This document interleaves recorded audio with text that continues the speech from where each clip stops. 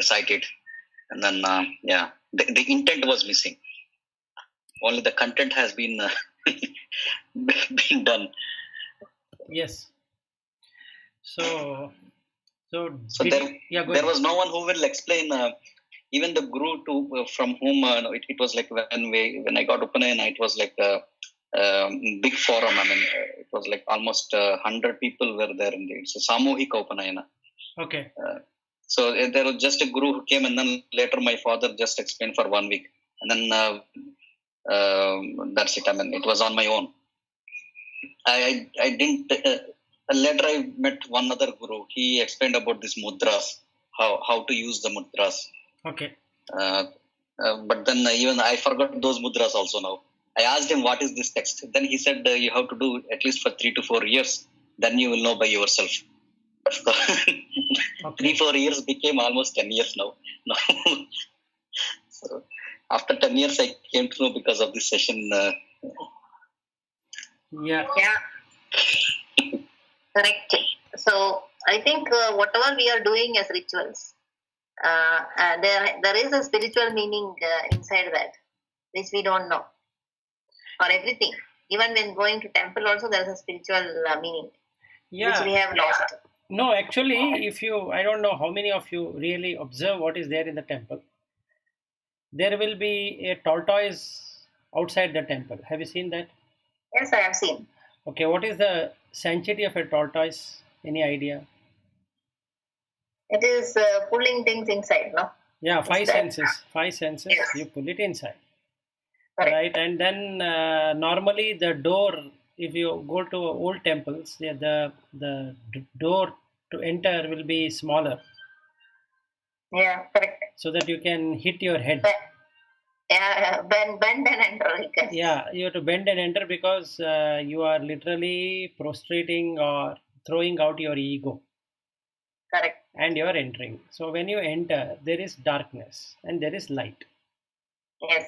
So life is darkness, whereas when you see the deity with the 2 lamps, it just lights that. Meaning to say, if wisdom were to come, it throws away the darkness. Doesn't matter what darkness you had, it just removes the darkness. So in the old temples, basically what happens is that they make it in such a way that a normal human being can also get connected with himself. Yeah. The exact reverse thing is now followed in temples. They make it more and more light. Yeah, so I see when you were talking, the temple which came to my mind is a Padmanabha Swami temple. Yes.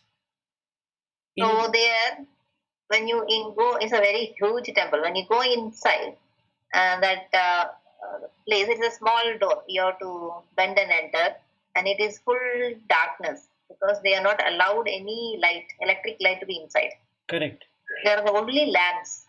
Yes. And that is like one big one stone. There's a huge stone, like mantam.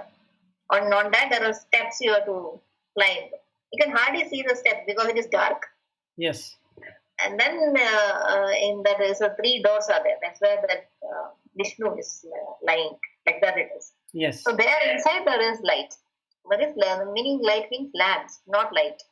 So any Kerala temple I go, inside that sanctum where that idol is kept, there is no electric light. It's only the lamps. So it will be dark. Correct. So that is the temple architecture of olden India. So the basic idea was to create the energy center. The energy center, once created, you require to have this combination of light and dark. Plus, once you see the sun outside is hot, so you have tremendous amount of light. So that is the Maya, or the what I can say Jagat. When you come inside the temple, it is darkness. That means Jagat is Mithya. So now you have come inside the death. So it cuts that Jagat immediately. Then your eyes are searching for light. So then you see light. you see these lamps and you follow the lamps, and then you cannot think anything except for the steps what you are putting, because it is darkness. So in life, we are in darkness and we are putting steps in search of that light, and we keep on falling in this Kamaloka with its own attractions. So basically, when you withdraw the five senses and enter into the temple and believe that this consciousness is going to help you, then you are no longer in the sway of the Maya. You are with Brahman. So then it's called Ananta Shayana, that is endlessly sleeping. That is deep sleep, basically. In deep sleep, the consciousness is the only thing which is waking. Nothing else is waking. So when we call it as Ananta Padmanabha, it is Padma is lotus and Nabhi is the navel. So basically, the consciousness is in the navel. So what you see in Padmanabha temple in Guruvayur, right? Yeah, Guruvayur is another temple, yes. But this is in Trivandrum. Yeah, we had gone. So Trivandrum, my hometown. Yeah, it is your hometown. And we had gone there, myself and wife, we had gone when we were flying to Maldives. So we had gone to Ananta Padmanabha temple in 1999. So it's more than 21 years.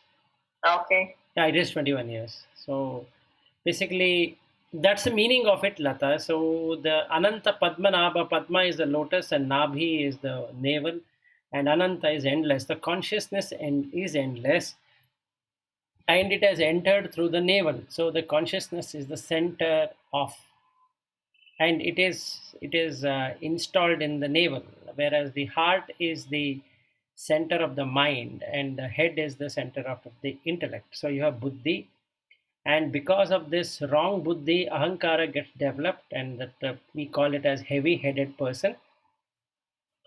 And if he is very humble and very pure, honest and all that, it means that the person is working from consciousness, which is the navel. So, and then heart is a center for both the navel and the head. So if a person is heavy-headed, his mind, that is the heart, which is installed itself in the heart, and the consciousness also flows inside the heart. So then what happens is that he is going to land up in much problem. And a person is very humble and very kind and compassionate and all that, then his heart expands. So a person whose heart expands is called as Brahman. A person whose heart does not expand at all is called a Tricha Yoni. That is animal. Animal means that all kind of creatures apart from human, which are in the lower realm of existence. So this is the basic tenet with which Ananta Padmanabha temple has been built. So the whole idea is to get that essence, and when you go inside a temple, you'll forget everything because you are the consciousness. Yeah, correct. But the problem is that there is nobody to teach you like this.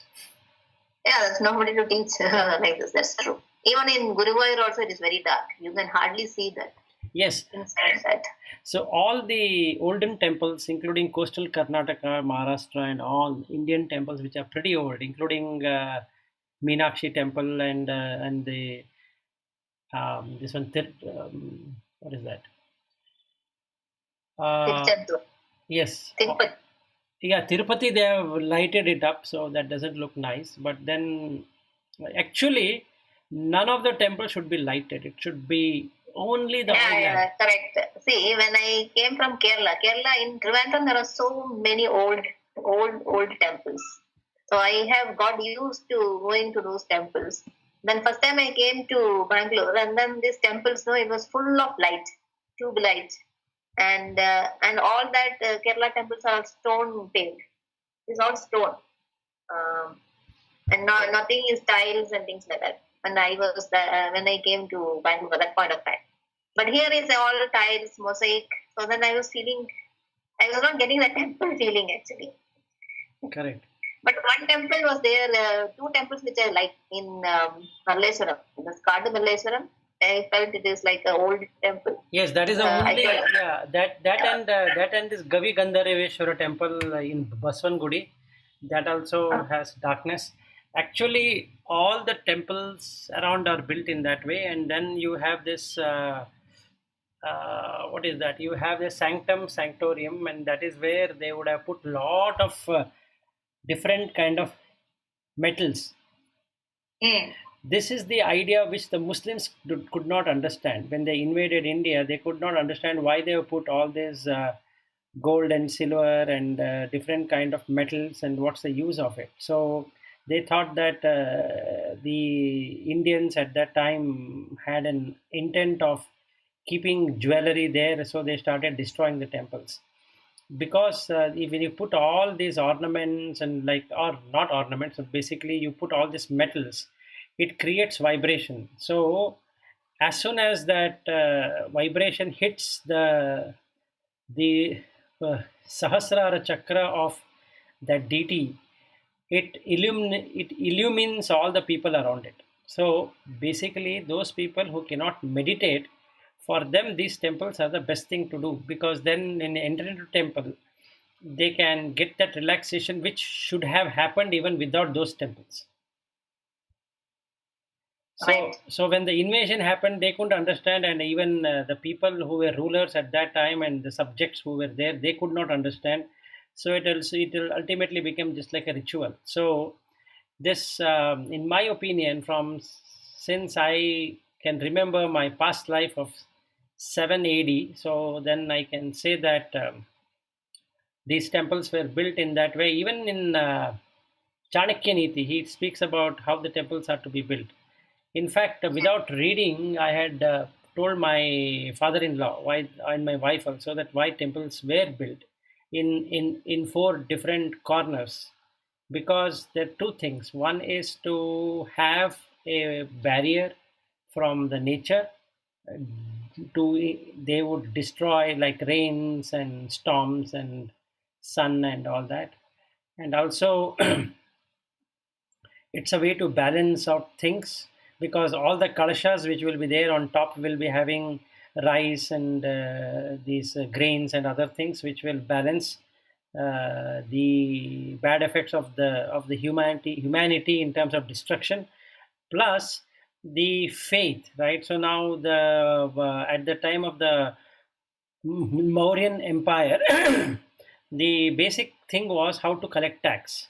So Chanakya then informed that there's a better way to collect tax is by putting a deity, and then people will voluntarily contribute. So you don't have to collect tax, and you can use that money for the welfare of the people. So in India, across at that time, there were no tax collection, and instead what they used to do is they used to build temples, and people used to donate their ornaments and whatnot to the temple, so that then that money can be used by the government to actually help the society. So this is what was done. So there were 3 things which were explained: the life as such. Number 2 is why meditate, and number 3 is that the money got from that was used in building the watersheds and the farming and all that. So for the welfare of the people. So this is what was there across India, right from Kashmir and Afghanistan and all that taken together till Burma to the southern tip of India, including Sri Lanka. Yeah. So but that's why we keep seeing the temples in every nook and corner. Lot of places, everywhere there is temples. At Yes. least in Trivandrum, I see in everywhere there are temples. Yes, and I think even with that so much of Muslim invasion, the temples have not got destroyed in Kerala. So I sometimes find it very surprising. Yeah, even Guruvayur also, I think, I don't know, Tipu Sultan came 2 times to attack, but somehow he was not able to. I think they hit the idol or something, and then there was a big fire. So the fire has burned the temple, but the inner sanctum, that part alone except that everything got burned. That was not burned. So somehow it is getting protected, I feel. Yep. So there is another explanation which I read about the temple. So you temple when you enter. So there are different entrances. So as you one door is there from outside, from the road you enter. Then you enter another door. Then another door. If you see most of the temples in Kerala are like that. Correct. So it is also the body, the gross body, the subtle body, and then the Anandamaya Kosha. Inside that is that Atma. That is the idol which is represented. So like that, when you walk inside, it means that you are crossing that and going. Yes, you are actually coming to what you is all about. Yeah, correct. You are walking and then entering towards you. Yes. Inside. Yes, that's correct. And there's also sometimes a mirror kept. I have seen it in Kerala temples behind that deity. So you see yourself actually there. Yes, you see yourself. Yes, that is there in most of the temples. Yeah. Correct. Anyway, so shall we begin? And Srihari, did you go through that what I had sent? Yes, not fully. Okay. At least I think I completed three of them. Okay. Yeah, it's actually not just reading through, digest it and then follow. No, that is At least correct. now I got the opportunity to know what it is. Yeah, but what do you feel after reading? There should be some feeling, right? You would have got. Yes, I mean, it is really good to know why I am doing that, for what reason I am doing that. That is really good to know. And I have already shared with a couple of my cousins that information, so that they also does it by understanding the actual intent behind it. Okay. Very nice. So shall we now continue? Sure. Yep. And by any idea, Srihari, where did we stop? I think it is in 156, if I am not wrong.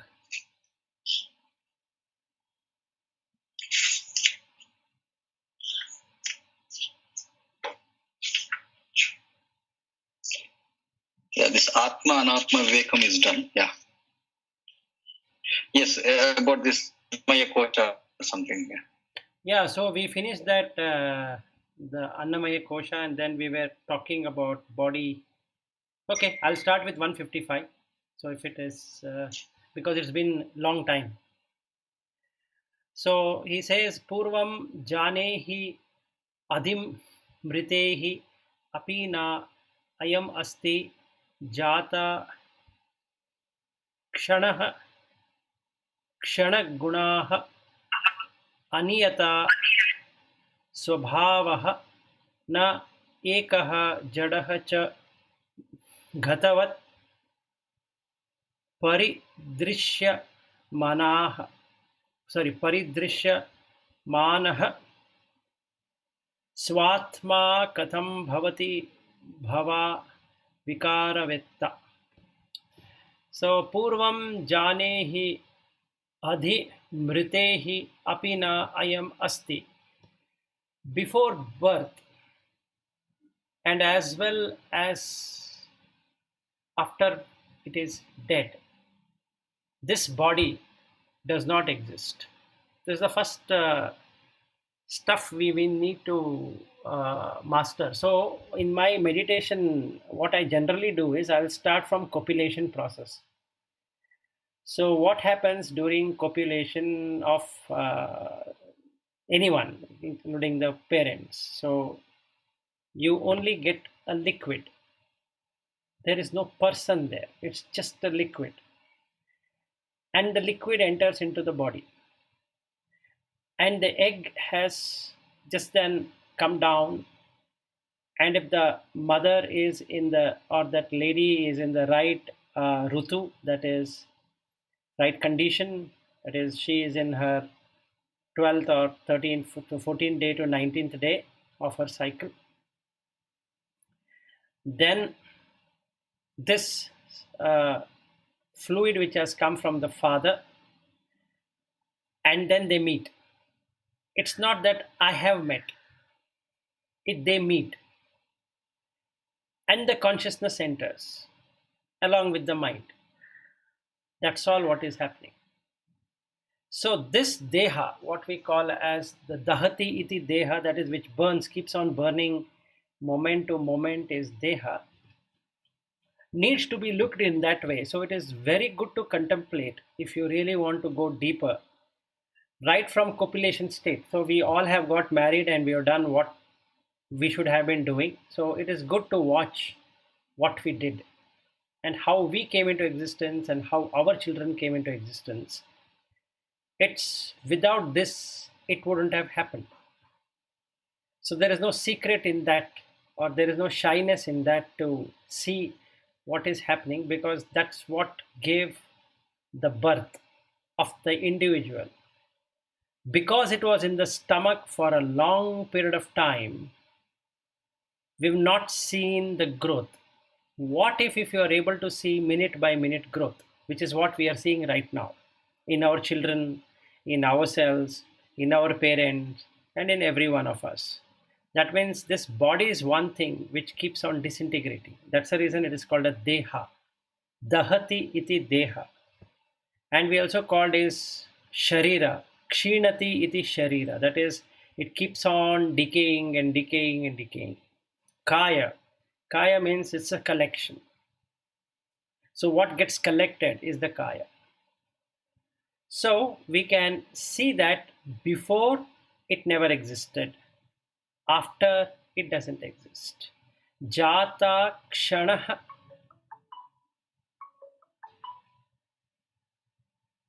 kshana gunah aniyata swabhavaha. Jata, born. Kshanaha, kshana means minute. It is of fleeting nature. Kshana gunaha, kshana guna is to arise and pass away. It doesn't stay in one given condition, even for a moment. So it is full of uncertainty. Aniyata, niyata is predetermined. Aniyata means cannot be determined. What it going to take shape next cannot be determined. Swabhavaha, that is its nature. Na ekah jadaha cha ghatavat paridrishyamanaha. Na ekah jadaha, it's a jada, inert, like a jar. Ghatavat is like a pot or a jar. It has a quality of what? Has all the quality as paridrishyamanaha. You can only sense it like a sense object, not as anything else.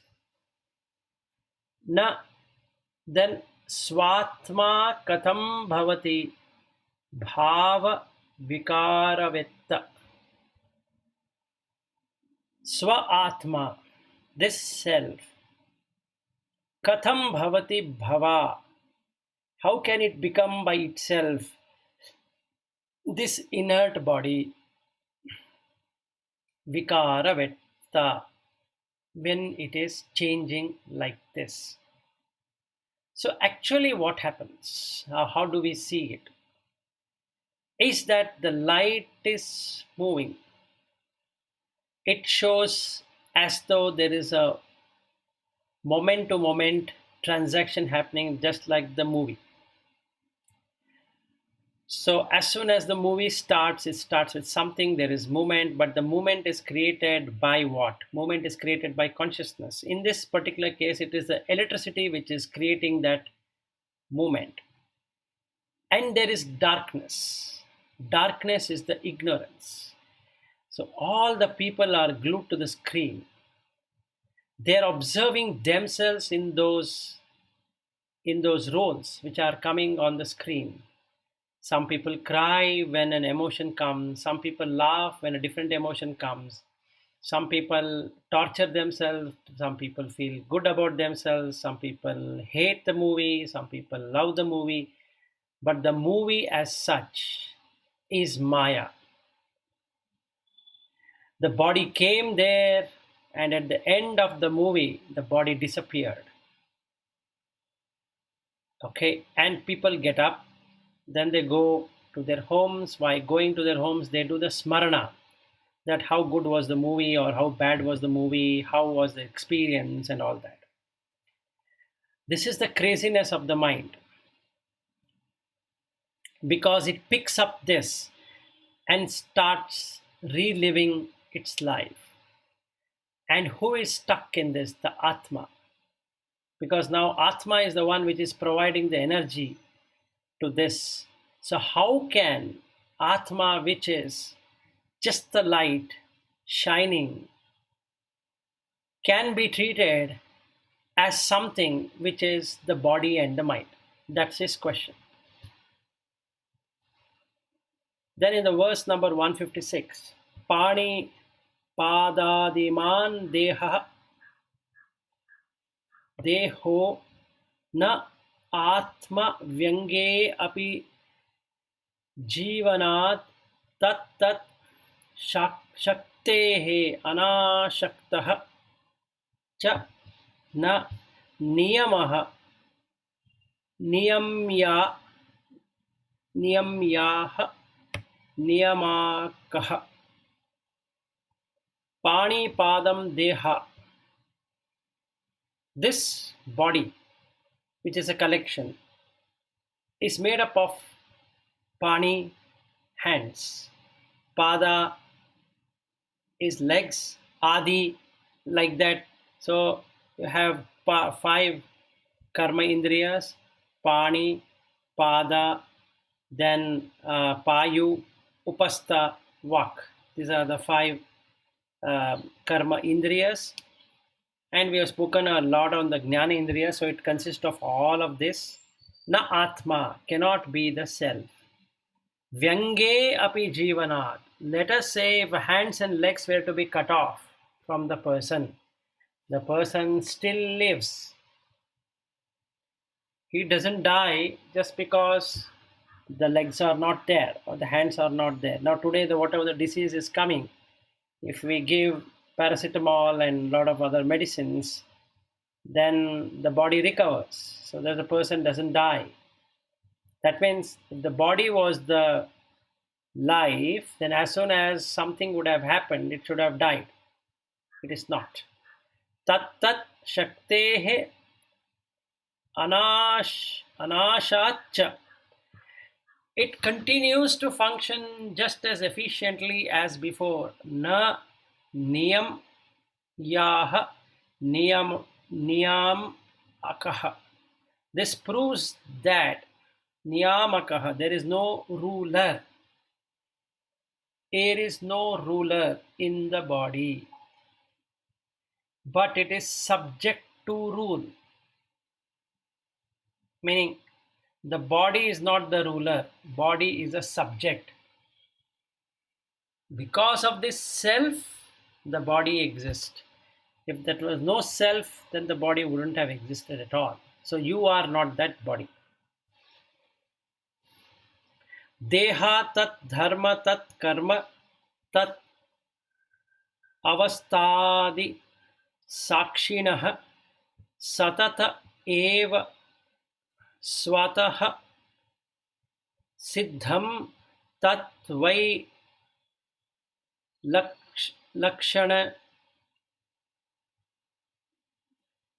tadvai lakshanya matmanah.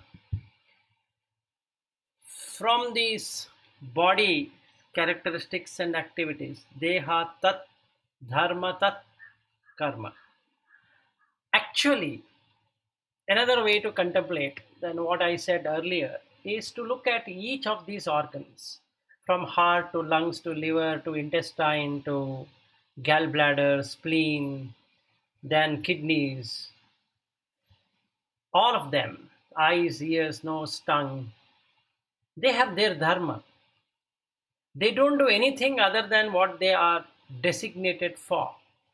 They don't come in the way of tongue and say that, hey, you know what, let me take over the ownership of tongue for today. You take the ownership of heart. No, that wouldn't happen. Heart will function as heart, lungs will function as lungs, liver will function as liver. So if there's a problem in that organ, the organ will not work, but the body will be working. Tat avasthadi sakshinaha. So now this can be seen as a witness in these states. That means it is doing the dharma and it is doing the karma. You, as the consciousness, is watching over this dharma and karma. But the problem with all of us is that this Atma does the karma. And that is when it attaches itself to this ever coming and going. Because it thinks it is real. It thinks body is real. It thinks the mind is real. It is itself giving the reality picture to the body and the mind. In reality, the body and the mind doesn't exist. They are prakriti. They are maya. What exists is the self alone. But now, because of conditioning of the guna, rajas, tamas and sattva, which we covered earlier, there is this joining together, and then this becomes my body. So why are people so scared outside? It's because it is their body, they don't want to get into pain. Because the consciousness can identify the pain, and a consciousness can identify the pleasure. A consciousness can identify the neutrality. The mind doesn't know what is this consciousness. So the mind feels that it is enjoying, and that's called pleasure. It is suffering, and that's called pain, and it doesn't know what is neutrality at all. So then it comes into this engagement plan of mind and body. So this Atma, which is just the Sakshi, does not indulge, whereas the mind indulges in everything. So then what happens? Satah eva swatah siddham. It is self-evident that self alone is the reality. Tatvai lakshanyam atmanaha. It is only too clear that the self is distinct from the body. They are not the same. Even though the person feels that they both are the same. Shalya rashrihi mamsa liptah mala purnah ati kashmalah katham bhavet ayam vetta swayam etat vilakshanah. Shalya rashihi.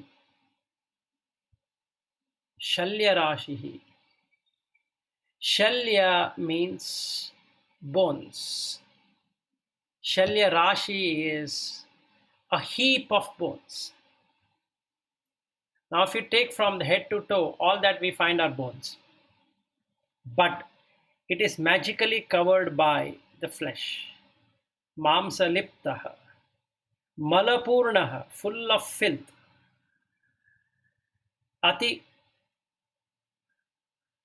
kashmalaha. Kashmala means dirt, impurity. And it is extremely impure. So now for this, the people who approach me with their diseases, so when I see their endoscopy scan, or I see their other internal organs which are scanned, which has problems, one thing comes to light. It is so dirty inside. Cannot see anything other than stench. But outside, it looks so nice. either the person is very naive to accept or innocent to accept that it is so nice inside and outside, which is why the thing he feels that he needs to have this body, or he's so addicted with that body that he cannot see this mala. Katham bhavet ayam vitta. How can this ever be the knower? How can this know? How can this filthy body know? Swayam etat vilakshanaha. Indeed, from the self, this body is quite distinct. With all of this knowledge, what we have spoken, he says in verse number 159, Tvak mamsamedah asti purisha purisharashu ashau aham matim mudha janah karoti vilakshanam vetti vicharashilah nija swarupam paramarthabhutam. Tvak is skin, mamsa is the flesh, medaha is the fat, asti is the bones, purisha arashravaha, rashav. With the mass of purisha is the filth or the mala. So there are three things, or rather if we go by Ayurveda, it is called three doshas with Vata, Pitta, Kapha and 7 dhatus, starting with Rasa, Rakta, Mamsa, Medha, Asti, Majja, Shukra. These are 7 dhatus. And there are 3 malas. One is the Mutra, Purisha and Swedha. Swedha is the sweat, Purisha is the feces, and the Mutra is the urine. So all that we are calling as I is 3 doshas, Vata, Pitta, Kapha, 7 dhatus. I again repeat what are those. It is Rasa, Rakta, Mamsa, Majja, Asti, Medha and Shukra.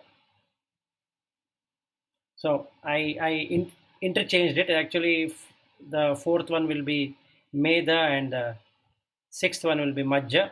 So basically what happens is, as soon as the food is eaten, it gets extracted, and that extraction gives a rasa. So you have rasa, that becomes plasma, and that becomes blood. So that is what is called as rakta. Then you have medha.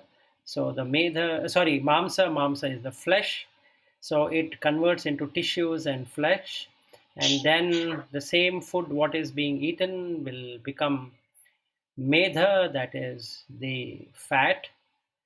Then it creates asti in the bone marrows, in everywhere. That bone marrow will keep on creating the bones and the white blood corpuscles, and all that will happen. Then majja, this is the nervous system and the brain and these corpuscles, and also the cells which just gets generated. It's called as majja. And the final one is called shukra. Shukra is the semen, and in females it is called as artava. So these are the 7 basic dhatus, and what this dhatu will do is that they keep the body in a particular shape. So if somebody is looking very young and energetic, and even though the biological age is much more, but he doesn't, or he or she doesn't seem to be that case, it means that the sapta dhatu, 7 dhatus and the 3 doshas are perfectly aligned. Then comes the 3 mala, that is mutra, then purisha, then swedha. If a person urinates much, then he is in trouble. If the person doesn't urinate, then he's in trouble. If the purisha, that is the feces, are more, then the dhatus will get disintegrated, so he'll become weaker and weaker, all the minerals will go away, And if the person is not able to have a good bowel, then he is in constipation, which is again a problem. Then finally, sweda, sweating. If the person were to sweat more, is a problem. The person were to sweat less, also becomes a problem.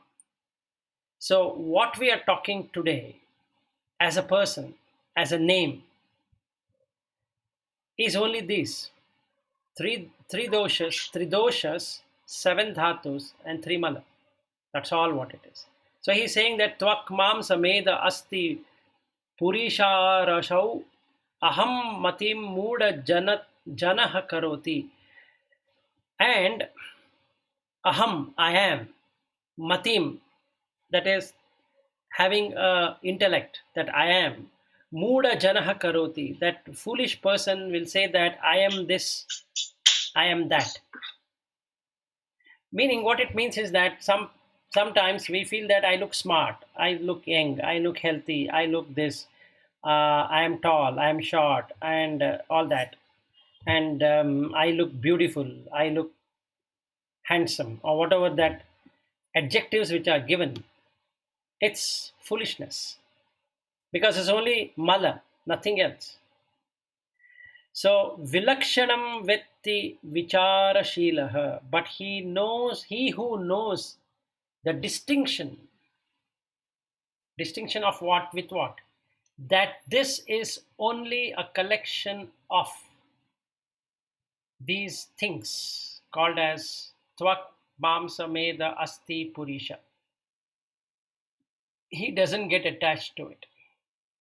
So he knows that he himself is not that self. This body is not the self.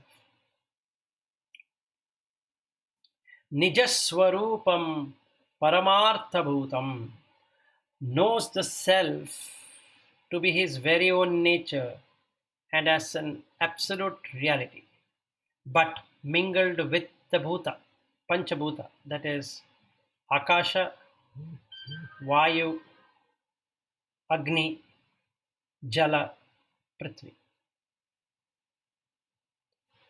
This is what is in verse number 159. Coming to verse number 160. Dehaha aham iti eva jadasya buddhihi dehe cha jive vidushaha tu aham dihi viveka vijnanavaha vijnanavatah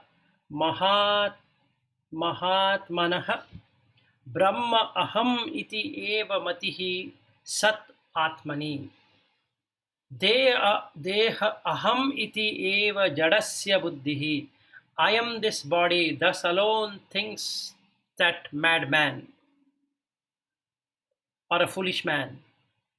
Dehe cha jive vidushaha tu aham dihi. A combination of body and the soul, thus indeed a learned man consider himself to be. Jivi is actually a least amount of knowledge on the aham, that is myself, the self, but he knows that he himself is not that. Meaning the jivi is different than the deha, so he is able to distinguish between both.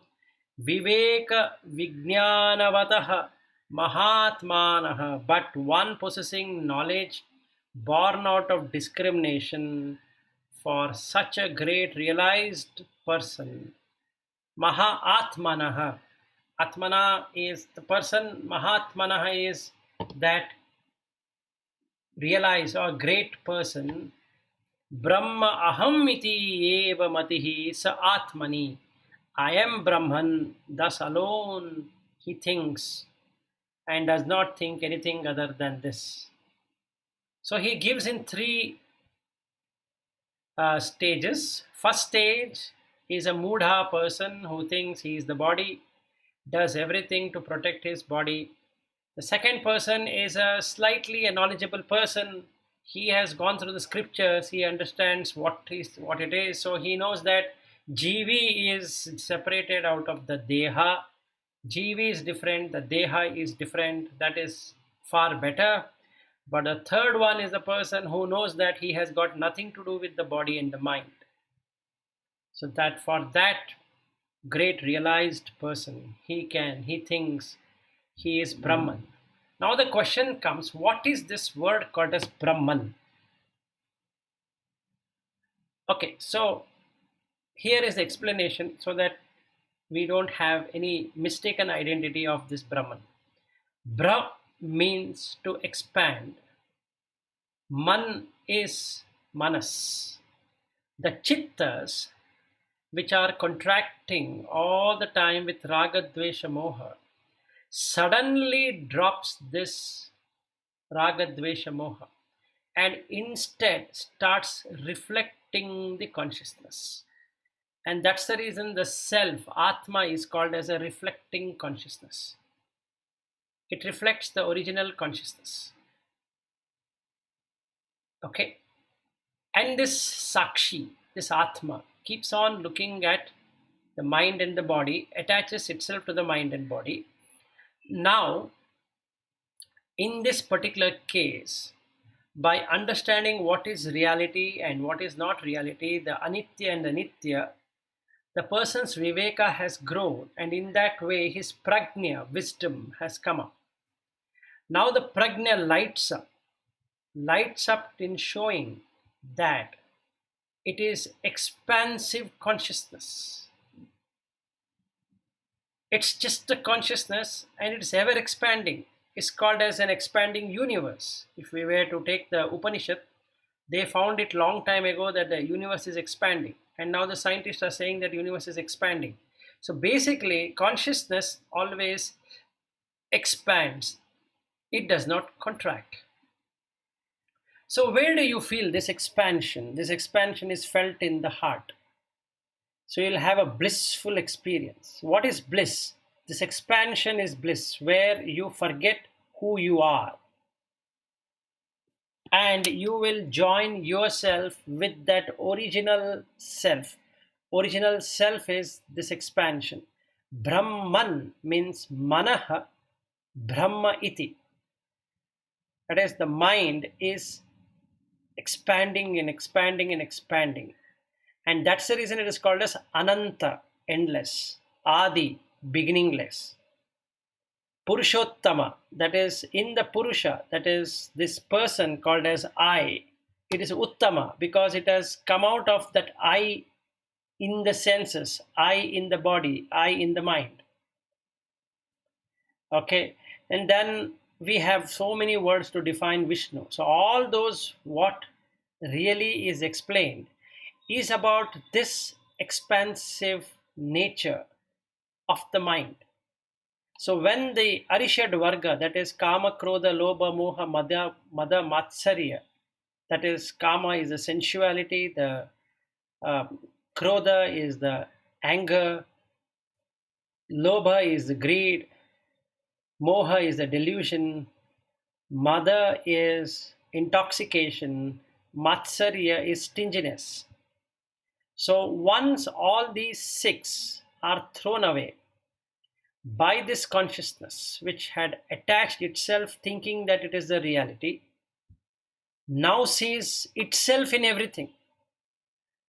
Because the mind is now expanded, it doesn't have the chittas, which consist of Kushala Chitta and Akushala Chitta and the Daivika Chitta. They have only Daivika properties now. They don't have any other properties. So it just expands and expands and expands. So there is no need for it to get attached with the Prakriti. The Prakriti are the 24 tattvas, like what we looked into yesterday. So when there is no attachment to these 24 tattvas, the person is Brahman. So then he can feel Aham Brahmasmi, because that is what it is. The nature of that is Brahman. It can't be anything other than Brahman. Now, the question comes, what if the person cannot see this? Then Jagat is also a reality because it exists in the mind. And so is also Brahman. So Brahman is watching Jagat, but Jagat also becomes the true existence. Like we have brought in this COVID, or we have brought in the, let us say, different way of measuring the countries, what are they, how are they getting affected, and business and commerce. scientific inventions, all of these are part of Jagat. They keep on changing. But the observer is unchanged. You just observe. It's been there and it's going to be there. Even when this body goes away, it continues. It need not be stagnated. So the foolish person thinks that I am this reality in the body and the mind, and the wise knows not.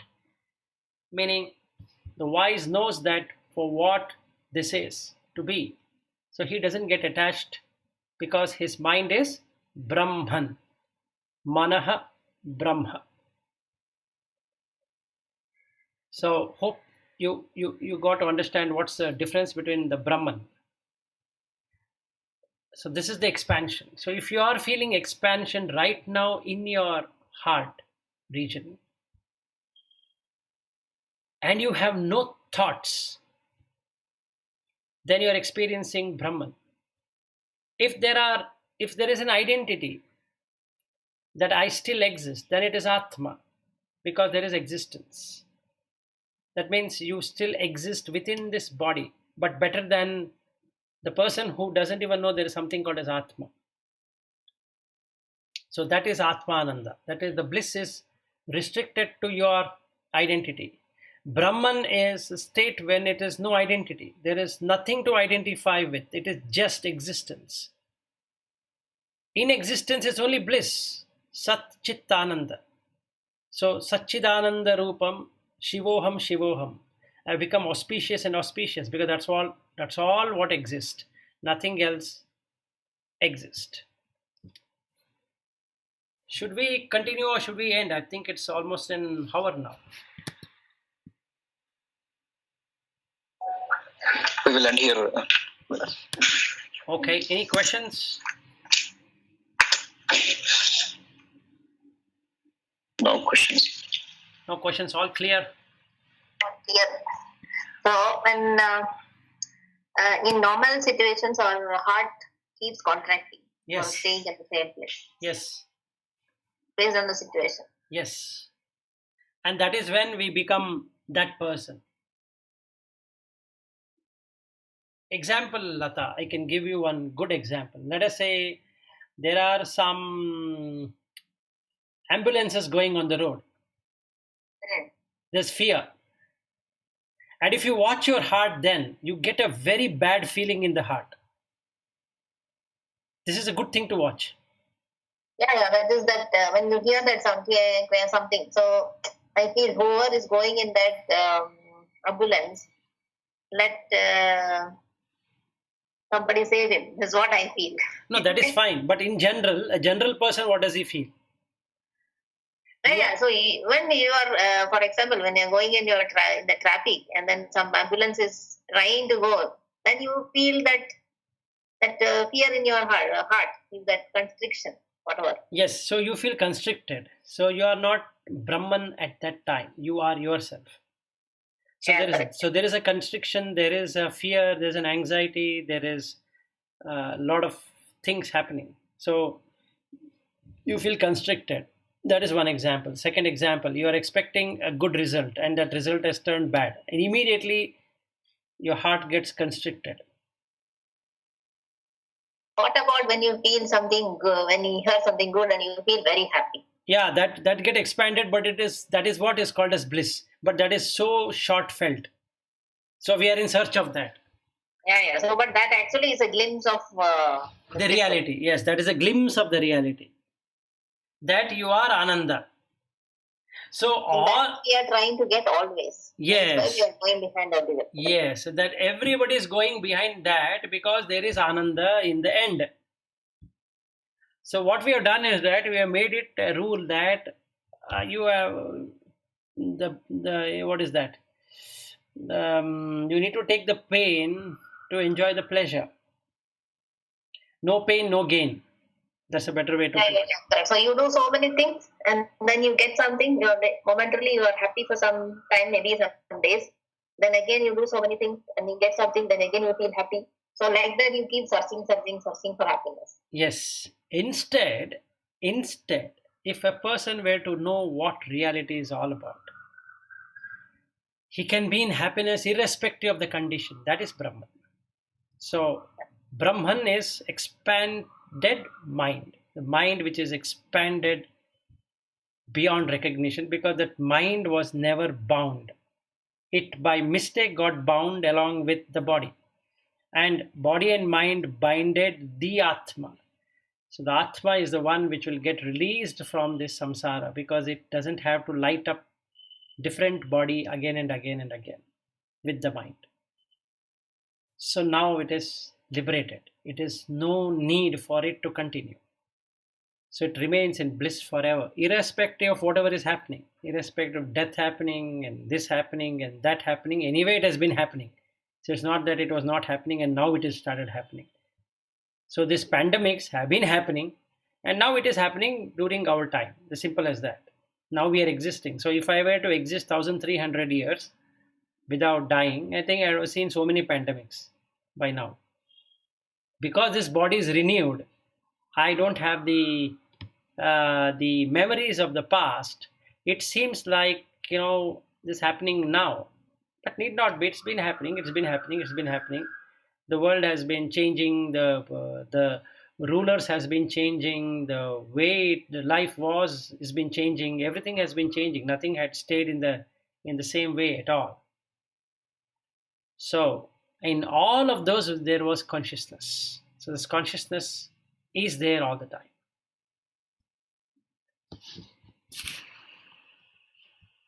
Okay then. Okay. No further questions, then I will end it. Otherwise, I'm happy to answer. I don't have any. So good. And then are we meeting tomorrow or Monday? We'll meet Monday. Okay. Tomorrow I will try to finish the Sandhya Vandanam. Sandhya Vandanam and then. Yes. So you and Bhatt, it'll be good. Vilas, you also do Sandhya Vandanam? No. You stopped? I stopped long time. All the rituals have stopped, but I do everything in the mind. Okay. So actually, how is it feasible to do it all 3 times? You'll be able to do only in the morning, no, if you're going to office. Actually, it is Dvikala Sandhya. There is a twilight zone, that is the morning and evening. The Trikala Sandhya is there because while you are eating, you are again bringing the mind into that condition, saying that who is the Brahman. So you have Trikala Sandhya. But practically, I'm just thinking. So whoever is doing the Sandhya Vandana can do only in the morning, no? Yes, it's like the Islam people, right? They do namaz 5 times. So those people who are hooked on to the Sandhya Vandanam, they will stop everything they are doing and they will do it.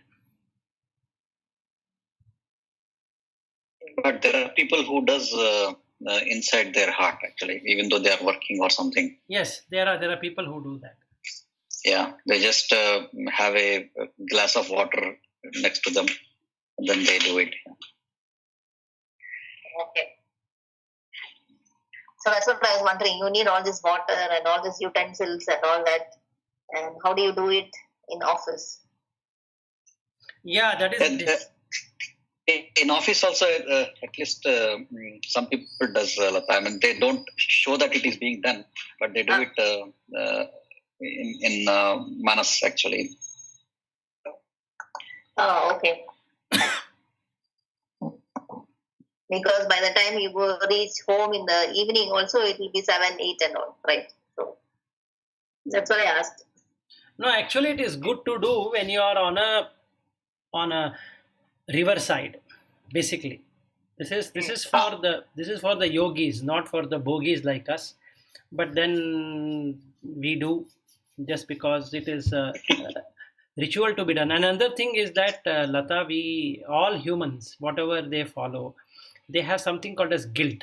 So they don't want this guilt consciousness to prick them, that today you did not do it. So let us say yesterday was Ekadashi, and then the persons will have that in mind. Today is Ekadashi, I should not be eating. And then the Dwadashi comes, that is the 12th day, then they will cook early in the morning, even though it might be feasible for their stomach or not. So something like that. So we have these customs and traditions which are in one way good. Otherwise, if you don't have anything at all, then it becomes a problem. But then it also causes a lot of issues, because when only the rituals are being followed and nobody knows for what reason and what is the benefit. So there's no benefit basically driven out of all these kind of rituals. So the best way to do is to understand the meaning and be in that state forever. See, this Sandhya Vandanam will take you to the Brahman level, like what we are doing now. So if it was true that only by doing it I would have understood Brahman, then I am the wrong person then, because that's not true. So rituals are definitely required, but the rituals have to be then expanded or reflected upon and experienced for what it is. Then the person can understand what is happening truly inside him, and that will liberate the person. So once in the morning, once in the afternoon, once in the evening is a very good practice, wherein the person doesn't get any time to reflect upon any other worldly things. This covers up the mind completely. So a person can, let us say in the morning 4:30, 5 o'clock, he gets up and then does this in the mind, let us say, does not even go to the, he thinks the whole world is the God, right? So he can just sit wherever it is and then starts internally. What he needs to know is the 24 tattvas. He doesn't have to do that Keshvaya Swaha, Narayana Swaha, Madhvaya Swaha and all that. That is a ritual. But if he knows the 24 tattvas, and then he is done. There's no other thing to know. Then he needs to know that what is Buhu, Bhuvaha, Suvaha, Maha, Jana, Tapa, Satyam. That's all what he is supposed to know. So if he is able to understand and practice it, then he can practice it any time, anywhere. Can be done in the mind. Yes. Yes, and not only done in the mind, he can be doing it while he is doing the job, because that is all what it is. While transacting in the world outside, he is basically dealing with the 24 tattvas only. There is no other thing.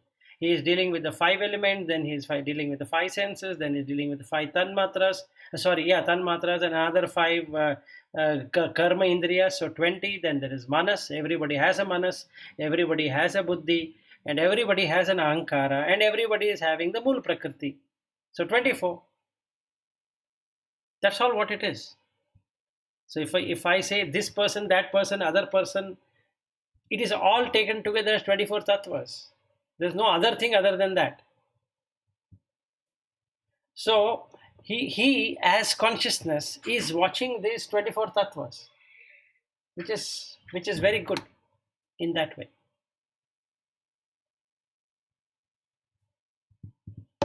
Anyway, so Monday we will do that Sandhya Vandanam. Let's see, we all can achieve that blissful state. Right now, yeah, sure. Yeah, it looked like both of you are already in bliss. No, I was just thinking Sandhya Vandana without all those rituals. Yeah, Sandhya Vandana without all those rituals, correct. Otherwise, I will lose the focus. Yes. Because I don't know all those mantras, I don't know those, what all you do with the hands and all that, and I will get completely lost. Lata, there is no difference between you and me. I just know that the recitation you don't know. That's it. I mean, I don't know the meaning of it. I just do it for the sake of doing it. So we are on the same line. No need to worry. So let's get it. It will be good learning. Yeah. No, actually, Lata, the Govinda, the meaning, just one I will say, Govinda means the owner of senses. That's all what the meaning of Govinda is. Like Achyuta. Chuti means is to cut. Achyuta means which cannot be cut. So what cannot be cut? Atma, the Brahman, cannot be cut. Right? So Keshava. Kesha is the hair. Keshava is the light in the hair. So the consciousness is that spark which comes and goes, just like the lightning. So Keshava is Swaha, means that Swa Aha, it is self-illumining, basically. So then there is Madhava, Govinda, and all of these. So this is basically, if somebody understand, we are talking about pure physics, not about the rituals. Yeah, correct. You have explained this names before also. Yes. Govinda and Bhaja Govinda when you are teaching us. Yes. That time you explained. Yeah. Govinda means you are immediately you say Krishna. Correct. And why Krishna? Because Krishna is pure consciousness. So now if the pure consciousness, then what should happen to Govinda? He is the owner of senses. So five senses, he in the sense that the consciousness is the owner of senses, not the mind. Presently, mind is the owner of the senses. Okay. So if the consciousness were to be the owner of the senses, then what happens to the sense object? They don't interact. Then there is no attraction and repulsion. The raga and dvesha are not there, and raga dvesha are not there, there is no moha. So when the raga dvesha and moha are not there, the person is just pure consciousness. That's all. Sometimes I feel all this spirituality is deep physics. Not sometimes. It is physics only. Yeah, correct. It is completely physics only. It is. So you understand physics in depth, you understood spirituality. Yes. And another thing is that that day Bhatt was explaining about the Chamakam and Rudra and Chamakam. The entire Rudra is physics. It only talks about light particles. Correct. So I see when you are talking about Brahman and all, I am getting all these particles only in my mind. Yes. Endless particles. Correct. And maybe some of those particles are inside us, like Atma. And then when you go, that particle goes out, and then there is a sea of particles, then you don't know who you are. Correct. That's how I visualize. Okay, at least that is a vision, it's come to me. Good for you. At least for me, it's a luck. I don't know, or my wish becoming true that I'm part of these discussions. Now, when I was in Saudi, Lata, every day I used to think in mind, so this is not the place where I want to be. I mean, or I want to know something more.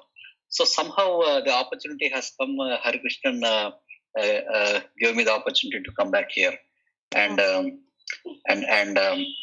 after my actual guru who gave me the mantra has attended Sivakyam. Then I was talking in the sense in mind itself, looking at this Dakshinamnaya Sringeri Pitadipati Bharati Tirtha. So what it is told is, if there is no Swakuru, then you have to look at the Jagat Guru. So for the southern India, it is the Sringeri Pita.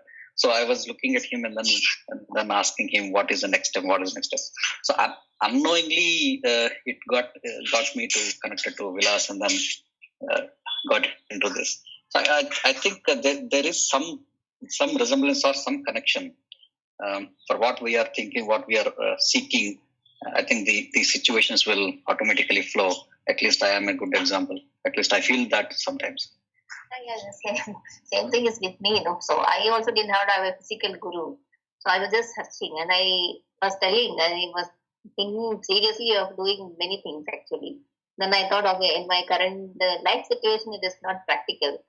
So that's the reason I thought, okay, I'm consider Muruga as my guru. Then, when it started happening in that way. So then I think, then I was also wanted, then I had no clue what is to be done. I have a lot of intellectual knowledge, but I don't know what needs to be done practically. So that's why I was trying. And that is when Vilas came. And it is not that easily I went and accepted what Vilas is telling. It took me some time to also, believe in what Vilas is telling. So it took me some more time, and then slowly it started happening. Good. Nice. Yeah, good. Yeah. Good that I could pass the test. No, not test. Actually, I am. Even earlier I used to Saturday, Sunday. You will not believe. I was simply watching Sadhguru's video continuously for months together. Every Saturday, Sunday. Only time I will go out of that is to go and cook something. I have to do something in my house, right? So only those things I do. Otherwise, full time I was like that. So I listened, and somehow I felt Sadhguru has some ego somewhere. I don't know how I started feeling. Then I stopped watching him. And then I started watching Sri and continuously started watching. And then I was thinking, he is the person who can guide me. But then he's doing Kriya Yoga, and somehow I felt Kriya Yoga is not something which I can do. And then I was thinking what else to be done. So like that, and then I went, okay, so that is not possible. Then let's see who else I can consider as my guru. And that's when I came to Muruga. So then I started praying to him, asking him what needs to be done. Actually, not praying, but I asking what needs to be done and how it has to be done and so on. So asking. I think then they probably will ask it. So that's what. So I've been in searching actually. What needs? Or who can guide me? It's good. Yeah, Vilas is the answer. Yeah. Correct. Okay, so I am doing something to the people. It is good. So as long as, and it has also helped me. Actually, this teaching has taken me to great heights. So the thanks to the guru who also joined me from 2013 onwards. So he's been imparting knowledge and nice. Actually, I should be honest also, Vilas. Sometimes I feel, okay, this is the maximum Vilas can take me to this state. And then I keep thinking, what else I should do. Sometimes I get to this kind of mode. I almost reached that kind of mode, and then I was asking this awareness meditation on Saturday. So again, I was thinking, okay, this is the maximum I think Vilas can take me. But I need to see what else I should do. And that's when you told this awareness meditation. Okay, fine. So that was given me another opening to it. So I don't know, it, what do you say, naturally comes to me. It's not that I am thinking that I should do, but then all these thinking happens during the weekend, because in the other times I'm too busy with my work. But otherwise, on Saturday, Sundays is when all these kind of thoughts will come. So that again another opening has come. So I keep looking. I like that. I don't know whether it is right or wrong, but No, you have to keep looking till you get what you want. yeah. See, that is one thing we all have to do. We should not get convinced by whatever we are getting till you reach the end destination. You keep digging. Once you get that, then you don't have to dig further. So basically, Yeah. That's why I'm reading Panchadashi, and then I got sidetracked into Brahma Sutras. So there I found the meditation what you are teaching. You taught us last time, this expansiveness. That was explained in that Brahma Sutra. Not in the same way, but then the essence of it is the same, that the feeling of that expansiveness, and then you are expanding all over. So that meditation is explained there. It had a name also. Vaishna, I forgot the name of it. So that, so then I said, yeah, okay. So I saw it yesterday, I think yesterday or day before yesterday, I saw that same meditation. Whatever you are talking, and how that how you have to meditate, not within yourself, inside you, outside you, like that. So if you say it is inside you or outside you, there is a duality. So there's a lot of subtle explanation over there. good. Yeah, I took some inspiration from you, Lata. I also searched some books yesterday night and then kept it in cart so that today I can order. From Ramakrishna Math, and then from this Divine Society, there is one book on Japa Sadhana.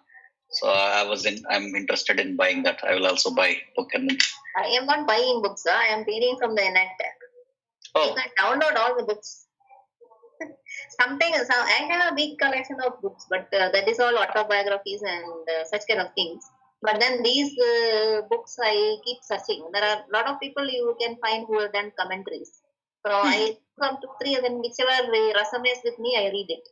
But now Panchadashi, I am reading this Krishnananda's commentary from Divine Society only, from Shivananda's ashram only. That is, I can forward you if you want.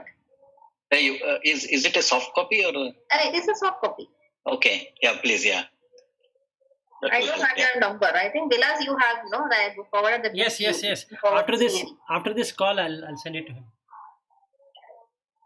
That's right. So that's why I was searching. How else I can go? That's why I started searching for books again, Vilas, and then I started going into this Panchadashi and Brahma Sutras. Also, I have downloaded and kept, but I think I need to little bit more advanced to really understand it. No, Brahma Sutras will become easy, Lata. Once you have an Atma Ananda, it becomes very easy to understand. Yeah, correct. So I read some one or two things and I got a bit confused because now we are telling that our physical body is not the Atma, is not Brahman, and thus one by one bodies you say that's not Brahman, that's not Brahman. But then there it proves that everything is Brahman. So you have to reach that state to understand it. Actually. Yes, once you reach the destination, you will come to know that all that which we said that does not exist also exists within Brahman. Correct. Yeah, I understood that. So then I thought, okay, I'm not ready to read it, so I just kept it aside. Good thing. Otherwise, you'll get thoroughly confused. Yeah, I know that this is not agreeing with my mind. I understood that finally you have to reach to a state that everything is Brahman, but I'm not there, so I just left it there. Good. Okay, fine. All right. Thank you so much. And Monday morning we'll meet. Yeah, sure. Yeah. Okay. Thank you. Thank you. Bye.